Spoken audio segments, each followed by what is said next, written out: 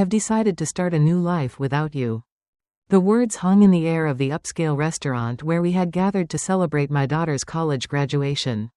Richard, my husband of 28 years, stood with his champagne glass still raised, his announcement displacing the toast he was supposed to make to Lauren's achievements.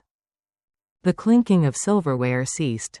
Conversations halted mid-sentence. 50 pairs of eyes darted between Richard and me, waiting for my reaction, waiting for the tears, the shouting, the dramatic exit everyone expected.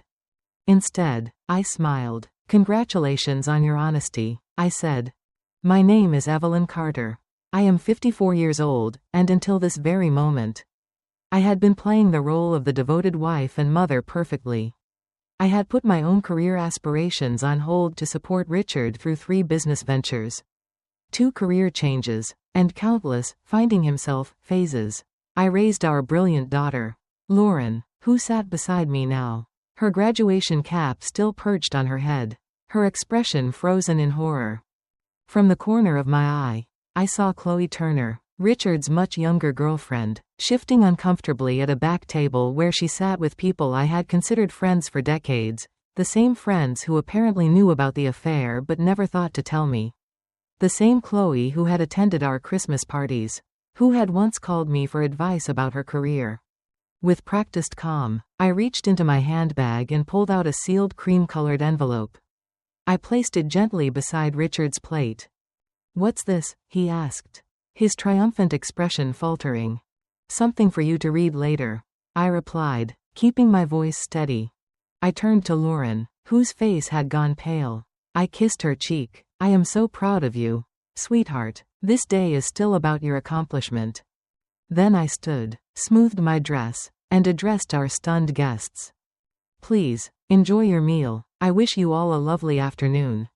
With that, I walked out of the restaurant, my head held high, feeling 50 pairs of eyes following me. The heavy door swung shut behind me, cutting off the beginning of anxious murmurs. Outside, the Augusta summer heat hit me like a wall, but I welcomed it. For the first time in years, I could breathe freely. Behind me, I heard the restaurant door open and slam shut, followed by Richard's voice, no longer confident but high-pitched and frantic. "Evelyn, what the hell is this? What have you done?" I kept walking, allowing myself a small smile. The envelope I'd handed him contained the beginning of my revenge, one I had been meticulously planning for months. I had always been the practical one in our marriage, while Richard dreamed big and took risks. I maintained the stability our family needed. I was the one who saved for Lauren's education when Richard invested unwisely in his friend's restaurant venture. I was the one who worked extra hours as a finance manager at Truvanta Corp when his midlife crisis led him to quit his stable position to follow his passion for selling handcrafted furniture, a passion that lasted approximately 6 months before he grew bored. My own dreams, opening a financial consultancy for women, were perpetually on hold. After Lauren graduates, I told myself. After Richard finds stability. 3 months ago, I noticed discrepancies in our joint accounts, small transfers to an account I didn't recognize. Having spent 20 years managing our family finances, those irregularities stood out like red flags. I could have confronted Richard immediately, but something held me back, perhaps intuition. Or perhaps it was the growing distance between us over the past year. Instead, I began quietly investigating.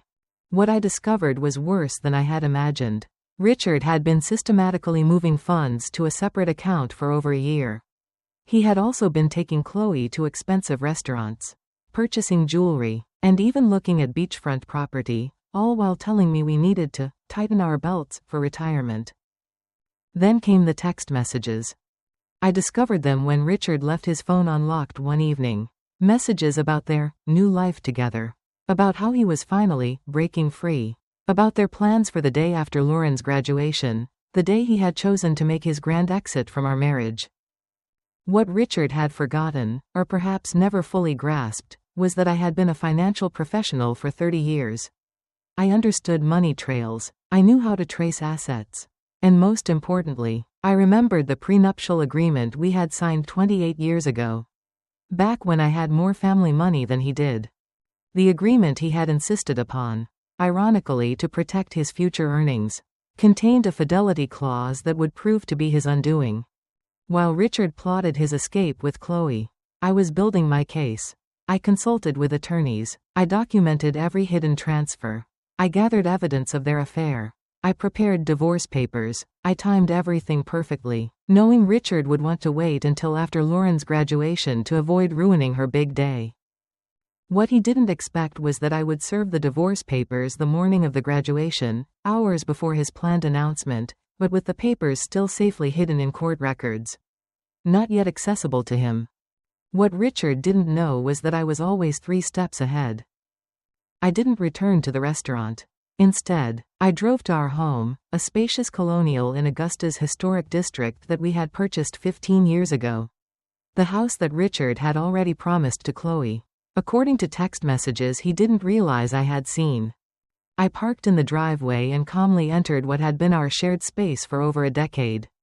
Everything looked the same, the family photos on the walls, the antique grandfather clock that had been my father's, the worn leather couch where Richard and I had once dreamed of our future together. Yet everything had changed. I went upstairs to the master bedroom and opened the closet. Richard's clothing was already packed in suitcases, hidden in the back, ready for his planned departure tomorrow. I smiled at his predictability. He had always been meticulous about clothing, but careless about the important things. My phone buzzed incessantly with messages, from friends at the restaurant, from Lauren, even from Maggie, Richard's sister, who had flown in for the graduation. I responded only to my daughter. "I'm okay, sweetheart. This isn't your burden to carry. Enjoy your graduation day. We'll talk tonight. I love you." I had protected Lauren from the truth for months, not wanting to overshadow her final semester with family drama. She would be angry that I hadn't told her, but I knew she would understand eventually. Lauren had inherited my practicality, and her father's charisma, a powerful combination that had helped her graduate with honors. 3 hours later, I heard Richard's car pull into the driveway. The front door slammed open. "Evelyn," he shouted, his voice echoing through the house. "Where are you?" I was sitting in the living room, calmly reviewing documents on my laptop. I closed it as he stormed in, his face flushed with anger, the envelope clutched in his hand. "What is the meaning of this?" he demanded, waving the papers. "You served me with divorce papers, today of all days." "I thought it aligned nicely with your plans," I replied coolly. "You wanted to start your new life. I'm simply helping facilitate the transition." "You had no right to." "I had every right," I interrupted, my voice steady. "Just as you had every right to choose Chloe. We all make choices, Richard." "The prenup expired years ago," he said, his voice suddenly smug. "Any lawyer will tell you that." I allowed myself a small smile. "Actually, it didn't. Section 12 specifically states that the fidelity clause remains in effect for the duration of the marriage. Your lawyer should have explained that to you." "Oh, wait, you didn't consult one, did you?" The color drained from his face as reality sank in. The prenup he had once insisted upon to protect his potential wealth would now cost him everything: the house, the vacation property in Savannah, his portion of our retirement accounts. His grand gesture at the restaurant had just become the most expensive announcement of his life. "You can't do this to me," Richard said, collapsing onto the couch. "You built this life with me," I replied softly, "and you chose to end it, just not in the way you planned." Richard's phone buzzed persistently in his pocket. He glanced at it, then ignored it. Chloe, no doubt wondering where he was and why he wasn't following their carefully orchestrated plan. "You've always been calculating, Evelyn," he muttered bitterly. "But this is cold. What about our history? 28 years together, does that mean nothing to you?" I studied him, the man I had loved for nearly 3 decades. The man who had held my hand through 2 miscarriages before we had Lauren.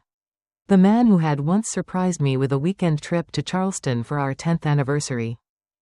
When had he changed? Or had he always been this person, and I had been too devoted to notice? "Our history means everything to me," I said truthfully. "That's why your betrayal hurt so deeply." His expression softened, perhaps seeing an opening. "Then maybe we can fix this. I made a mistake, Evelyn. People make mistakes. This wasn't a mistake, Richard, I said, my voice sharp as glass. This was a calculated plan spanning more than a year. You systematically moved our money. You looked at property with her. You planned to announce our separation publicly, to humiliate me. His face hardened again. You're exaggerating. Am I? I picked up my phone, opened the recording app, and pressed play. Richard's voice, after the graduation. I'll tell her it's over. A public setting is better, she won't make a scene in front of everyone. Chloe's voice, and she has no idea about the money? Richard, none. Evelyn trusts me completely. That's her weakness. The blood drained from his face. You recorded our conversations? That's illegal. Not in Georgia, I said calmly. Not when one party consents, and not when it's in your own home. I didn't record your private moments with Chloe. I'm not cruel. Just the conversations about your plans to defraud me. Richard stood suddenly, agitated. I need to make some calls.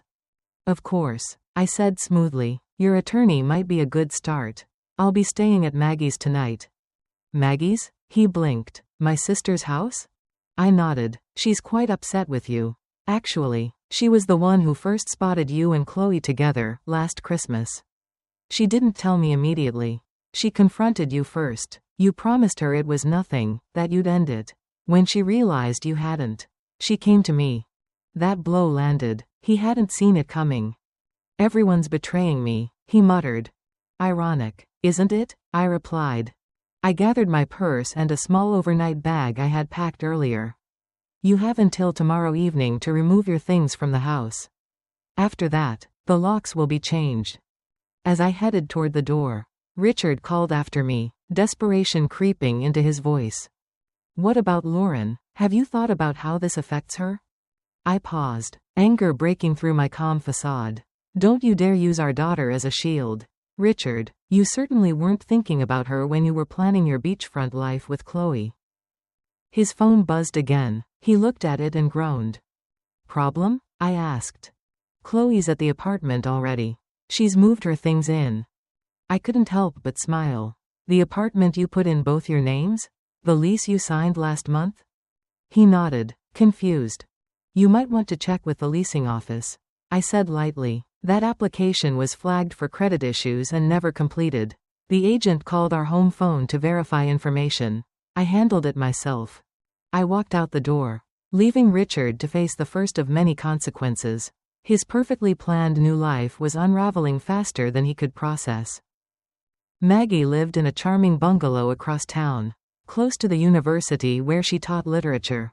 When I arrived, she greeted me with a fierce hug. I just heard from Lauren, she said, pulling me inside. Are you okay? I'm better than I expected, I admitted, following her into the kitchen, where a bottle of wine was already open. I never thought Richard would make such a spectacle, Maggie said, pouring 2 glasses. The restaurant. In front of everyone, he's lost his mind. It was meant to humiliate me, I explained, accepting the glass. A public rejection so I couldn't fight back without looking hysterical. Maggie's face darkened. My brother always did have a flair for drama. But this is low, even for him. We settled in her sunroom, surrounded by potted plants and overflowing bookshelves. Maggie had never married, preferring her independence and academic pursuits. Over the years, I had sometimes envied her freedom. What did you put in that envelope that made him so upset? She asked. I explained the contents, the divorce filing, the evidence of his financial deception, and most importantly, the prenuptial agreement that would leave him with far less than he had planned. The prenup, Maggie mused. I remember when he insisted on it. Father had just given him that money for his first business, and he was so worried about protecting it. She gave a bitter laugh. The irony is delicious. My phone rang. Lauren. I took a deep breath before answering. Mom, she said immediately, her voice strained. I'm coming over to Aunt Maggie's. Honey, you don't have to. I'm already on my way. She interrupted. Dad is telling everyone you've lost your mind, that you've been planning this for months. He's saying horrible things. Of course he was. Richard always rewrote the story to make himself the victim. Let him talk, I said. The truth will become clear soon enough. 20 minutes later, Lauren arrived, still in her graduation dress. Her makeup smudged from crying. She fell into my arms the moment she saw me, just like she used to after a nightmare. "Why didn't you tell me?" she asked. Her voice muffled against my shoulder. "I didn't want to ruin your final semester," I explained softly. "You worked so hard for this day." She pulled back, wiping her eyes. "Well, Dad took care of ruining it anyway." We moved to Maggie's living room, where Lauren finally got the full story, how I had discovered the affair, the financial deceptions, and the plans Richard and Chloe had made behind my back. Lauren listened in stunned silence. When I finished, she exhaled shakily. "I knew something was off with Dad," she admitted. "He's been distracted all year, always on his phone, but I never imagined this. None of us want to see the truth in people we love," Maggie said gently, her voice steady but filled with quiet anger. Just then, my phone buzzed, a text from David Monroe, my attorney. "The emergency filing has been approved. All accounts identified in your affidavit are now frozen pending the divorce proceedings." Relief flooded through me. I showed the message to Maggie and Lauren. "Good," Lauren said firmly. "He deserves it." Her loyalty warmed me, but I wasn't naive. "He's still your father," I reminded her. "Your relationship with him is separate from what's happening between us." Lauren shook her head. "Maybe someday, Mom, but right now, I can't even look at him. He hugged me this morning and told me how proud he was of me, all while planning to blow up our family just hours later." The doorbell rang, interrupting her. Maggie went to answer it and returned moments later, her expression tight. "It's Richard," she said, "and he's not alone." I inhaled deeply, centering myself. "Let them in." A moment later, Richard and Chloe stepped into the living room. Chloe looked uncomfortable, shifting her weight from one foot to the other, her eyes darting around the room. She was 37, not exactly a trophy wife, but young enough to believe in reinvention through someone else's midlife crisis. Her shoulder-length blonde hair was perfectly curled, though the strain on her face betrayed her nerves. Richard, in contrast, looked furious, his desperation now hardened into anger. "Evelyn, you need to stop this insanity," he demanded. "Unfreeze the accounts. We can discuss this like reasonable adults." Lauren stood, instinctively moving to stand slightly in front of me. "Maybe you should have tried being reasonable before announcing to everyone that you were leaving Mom," she snapped. Richard's eyes widened as if just noticing our daughter for the first time. "Lauren, this doesn't involve you." "Doesn't involve me?" she repeated, incredulous. "You blew up our family on my graduation day and it doesn't involve me?" Chloe touched Richard's arm nervously. "Maybe we should go," she whispered. He shook her hand off. "No, I'm not leaving until Evelyn agrees to be rational about this." Maggie folded her arms, her voice sharp. "My sister-in-law seems to be the only rational person in this room. You're the one who created this mess, Richard." I remained seated, calm, letting the drama swirl around me. For years, I had been the peacemaker, the one who smoothed conflicts and absorbed pain in silence. That role was exhausting, and I had finally laid it down. "The accounts will remain frozen until the preliminary hearing," I said, my tone even. "That's in 3 days. The judge will determine the division of assets at that time." 3 days? Richard sputtered. "What am I supposed to do for 3 days?" "You have your personal account," I reminded him, "the one you've been funneling money into for the past year. That should be sufficient." Chloe's head snapped toward him. "You have a separate account? With how much in it?" An interesting dynamic was unfolding. Clearly, Richard hadn't been entirely transparent with his new partner either. He ignored her question. "This is vindictive, Evelyn. This isn't like you. Perhaps you never really knew me," I replied evenly, "just as I apparently never really knew you." Lauren turned to Chloe, her voice trembling with emotion but clear. "Did you know he was going to announce it like that? In front of everyone? At my graduation?" Chloe looked down. "I thought he was going to talk to your mother privately." "The announcement? I didn't expect that." Richard shot her a withering look, realizing too late that his perfect ally was beginning to crumble. "I think you both should leave," Maggie said firmly, stepping forward. "You've upset Lauren enough for one day." Lauren, Richard pleaded, sweetheart, you understand that relationships change, don't you? Sometimes people just grow apart. Lauren's face hardened. She looked older in that moment. No longer a girl but a woman standing in her own truth. What I understand, she said coldly, is that you're a coward who couldn't even give Mom the dignity of a private conversation. What I understand is that you were stealing from our family while I was working 2 jobs to help pay for my textbooks, because you said money was tight. Lauren, that's not how it was, he said, his voice trembling slightly. It's exactly how it was, she snapped. Please leave, Dad, I can't look at you right now. The silence that followed was heavy and absolute. Finally, Richard turned toward the door. Defeated, Chloe followed, looking pale and shaken. At the threshold, Richard paused and looked back at me. This isn't over, Evelyn, I'll fight you on this. I met his gaze steadily. You're welcome to try. He opened his mouth as if to say more. But no words came. The door closed behind them with a sharp finality. Lauren sank down onto the couch, tears streaming down her face. I've never talked to Dad like that before, she whispered. I wrapped my arm around her shoulders. Sometimes standing up for what's right is painful, I said softly, but it's necessary. Maggie returned from the kitchen carrying a fresh bottle of wine. She poured 3 glasses and raised hers. To new beginnings, she said quietly. Lauren and I exchanged a small, exhausted smile. To new beginnings, I echoed.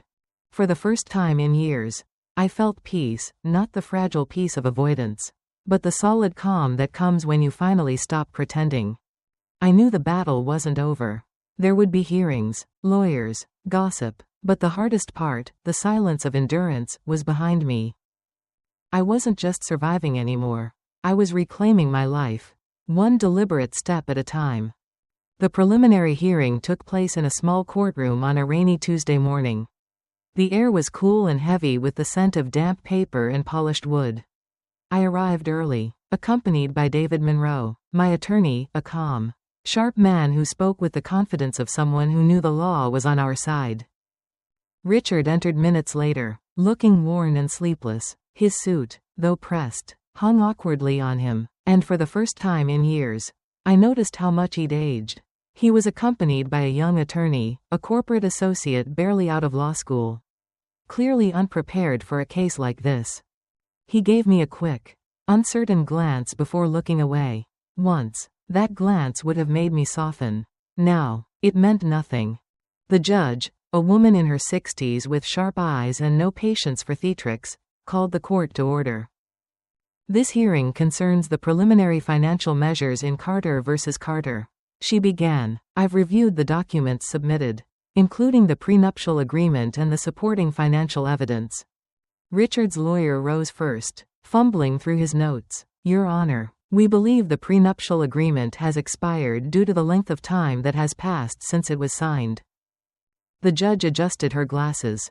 Section 18 clearly states that the agreement remains in effect for the term of the marriage plus any legal proceedings resulting from its dissolution. There is no expiration date indicated. The young attorney paled. Richard leaned forward, whispering something urgently. The lawyer nodded nervously but said nothing coherent.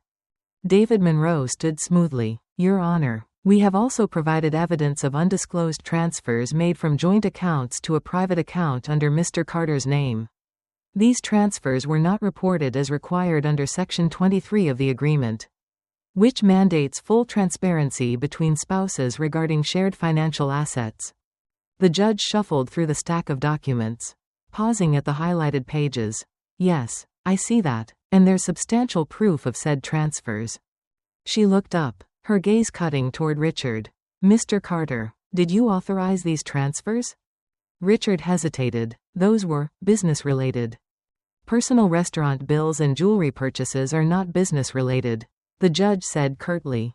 A quiet ripple of restrained laughter passed through the courtroom. I kept my expression neutral, though inside I felt a measured satisfaction, not joy, not revenge, but the calm assurance that the truth was finally surfacing. After several more exchanges, the judge delivered her ruling. This document appears to be valid and enforceable. The evidence of systematic fund transfers appears to violate the financial disclosure requirements. Therefore, I am ruling to maintain the freeze on joint accounts pending full financial discovery. Richard's lawyer tried to object, but she silenced him with a look. Furthermore, she continued, Mr. Carter's personal account will remain accessible only for living expenses. The family home will remain in Mrs. Carter's possession during proceedings, as stipulated in the prenuptial agreement's infidelity clause. Richard's face turned crimson. This is outrageous, he muttered loud enough for me to hear. The judge's gaze sharpened. Mr. Carter, I suggest you review the agreement you signed more carefully. This court will reconvene in 30 days for the full hearing after discovery is complete. With that, she banged the gavel. Court adjourned. As we exited the courtroom, the rain had lightened to a steady drizzle. I felt no urge to rush. Each raindrop against the glass doors sounded like a heartbeat I'd learned to trust again, steady. Controlled. Alive. Congratulations, David said as we walked down the courthouse steps. He's lost the first battle, and the evidence you gathered will make it difficult for him to recover. Thank you, I said quietly. You've been invaluable. David gave a kind nod. You did most of the work yourself. Evelyn, you were always one step ahead. That's rare. Behind us, Richard called out, Evelyn, wait.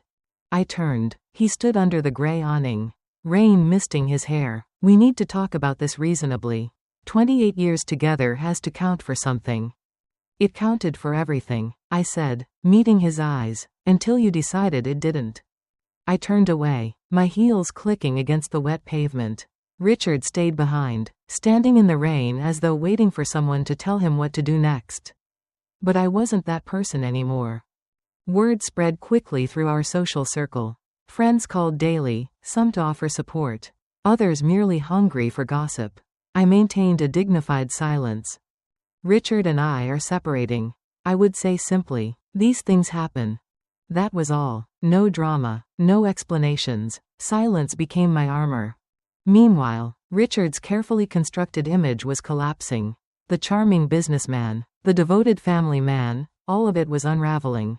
The financial freeze meant he couldn't follow through on the promises he had made to Chloe. The beachfront property deal fell through. The luxury car he'd placed a deposit on had been cancelled.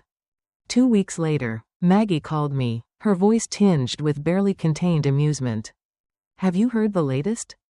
No, I said, sipping my tea. Chloe moved out already. I smiled faintly. That didn't take long.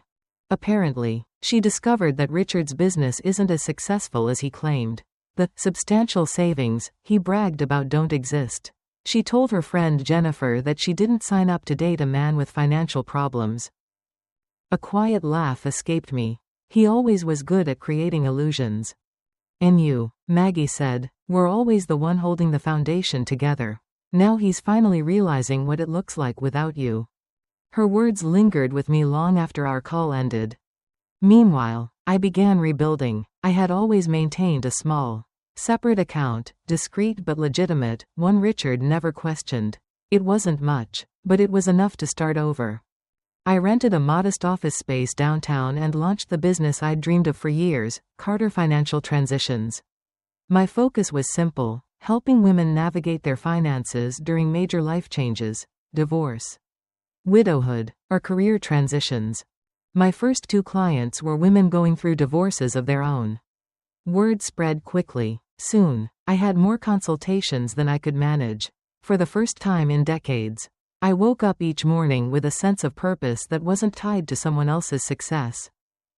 Lauren called one evening from Charleston, where she had just started her new job at a marketing firm.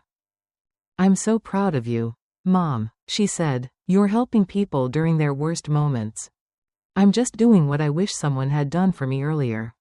I told her. Being valued for my expertise rather than my endurance was liberating. I wasn't just surviving, I was thriving. And somewhere deep down, I realized the revenge was complete, not through destruction, but through creation. The final divorce hearing fell on what would have been our 29th anniversary. A fitting date, I thought, for the closing chapter of a marriage that had lasted nearly 3 decades. When I entered the courthouse that morning, I felt no nerves, no anger, only calm. My heart didn't race the way it once did when Richard's presence filled a room. The emotional tether that had once bound me to him was gone, replaced by a quiet strength that came from surviving every storm he had caused. Richard arrived shortly after, looking haggard. I later learned that his business was struggling without my financial oversight and organizational skills. The charming, confident man who had once commanded attention now appeared smaller, diminished by the weight of his own choices. Chloe Turner was nowhere to be seen. I'd heard from Maggie that she was already dating a real estate developer from Savannah, someone older, wealthier, and less complicated. The courtroom was quiet as Judge Harris reviewed the documents one last time. I sat beside David Monroe, my attorney, who had prepared every detail meticulously. After what felt like a lifetime, the judge looked up. I have reviewed all financial records, including the prenuptial agreement, the evidence of undisclosed transfers, and the testimony from both parties. She paused, letting the silence weigh heavy. The prenuptial agreement is valid and enforceable, given the breach of the fidelity clause and the financial misconduct presented to this court. I am ruling in favor of Mrs. Evelyn Carter. Richard's lawyer slumped slightly in his seat. The division of assets will proceed according to the terms of the agreement.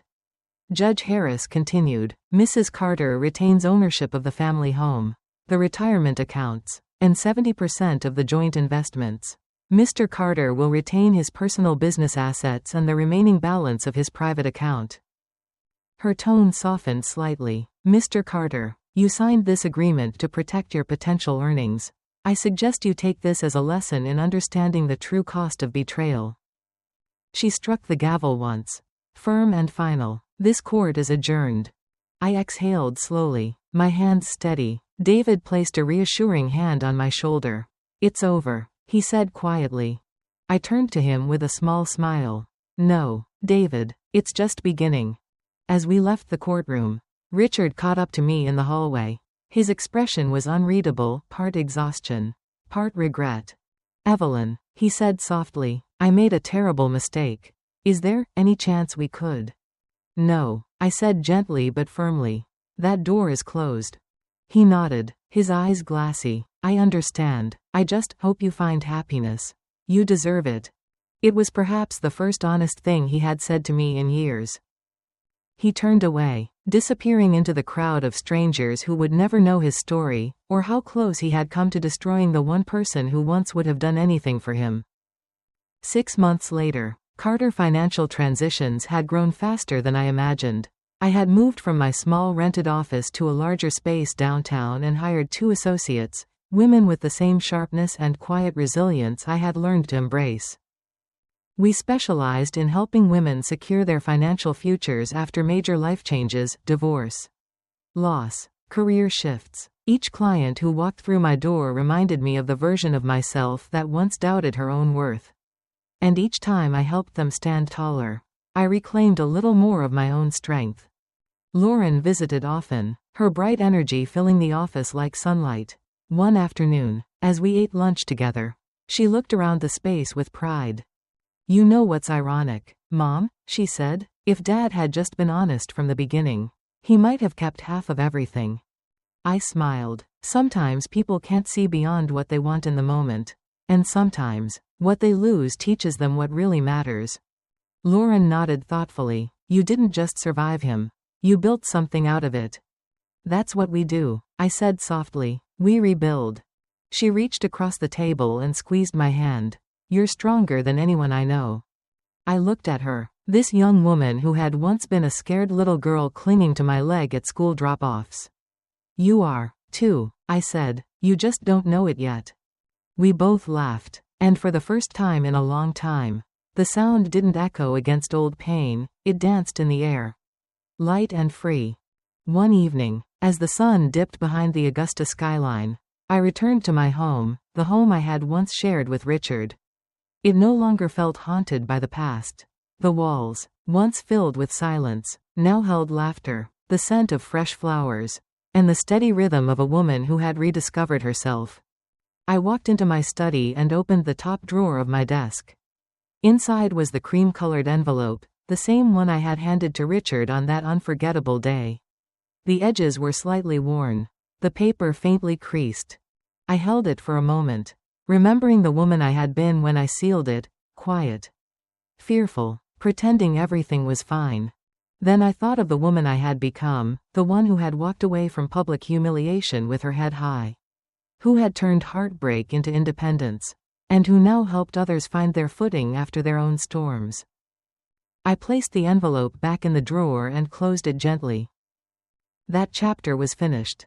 Later that night, I sat on the porch with a cup of tea. The air was warm, humming with cicadas. Somewhere nearby, a neighbor's wind chime tinkled softly. I breathed in the peace I had earned, the kind that comes not from revenge, but from resolution. In the distance, lightning flickered behind the clouds, silent but powerful. I smiled at the sight. There was beauty in quiet storms, the kind that didn't need to roar to change the sky. I took one last sip of tea, feeling the world settle into calm. I had thought revenge would taste like victory, but it tasted like freedom. And in that moment, I knew I hadn't just ended a marriage. I had begun a life. Sometimes, revenge isn't about getting even. It's about standing up, walking away, and choosing yourself. Evelyn didn't destroy Richard. She simply let the truth do its work. And in doing so, she rebuilt her life from the ground up. One quiet victory at a time. Because the strongest kind of revenge is not loud or cruel, but calm. When you rise, rebuild, and live better than the people who tried to break you. Speech balloon if Evelyn's story moved you. Don't forget to subscribe to Revenge in Silence, where every story reminds us that dignity, courage, and rebirth are the greatest acts of justice. Tell us in the comments, what does freedom mean to you? And remember, sometimes, silence is not weakness. It's power.